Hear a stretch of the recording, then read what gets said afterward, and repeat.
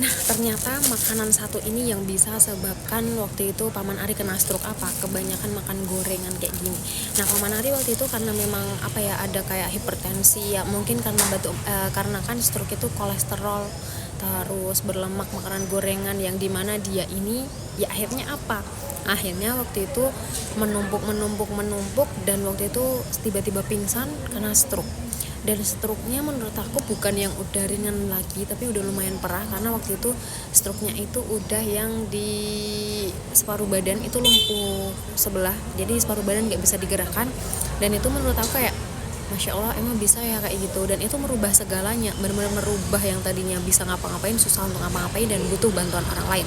Dan akhirnya waktu itu nemu sama herbal Cina itu karena direkomendasiin sama temennya. Karena waktu itu pengen cepet pulih gitu loh. Kalau misalkan pengen cepet pulih ya harus usaha, harus lain sebagainya. Dan waktu itu dipertemukan sama Allah itu lewat herbal Cina. Dan temennya itu ngerekomendasiin untuk Paman Ari konsumsi, ya udah Paman Ari ikut langkahnya, ngikutin aturannya, ngikutin caranya. Dan waktu itu alhamdulillah tuh stroke-nya itu benar-benar udah hilang pada waktu 3 bulan konsumsi. Waktu itu Paman Ari beli paket yang 3 bulan dan alhamdulillah itu memang menjadi jalan untuk pulih. Dan Paman Ari bisa kembali seperti semula. Padahal sekarang ini masih bekerja loh beliau. Yang tadinya benar-benar separuh badan lumpuh sebelah itu udah kembali normal. Gak kelihatan kalau kena stroke. Dan ini menurut aku yang kayak, wah bisa nih menjadi gambaran dan kisah untuk teman-teman semuanya. Semoga kita sehat selalu. Terima kasih.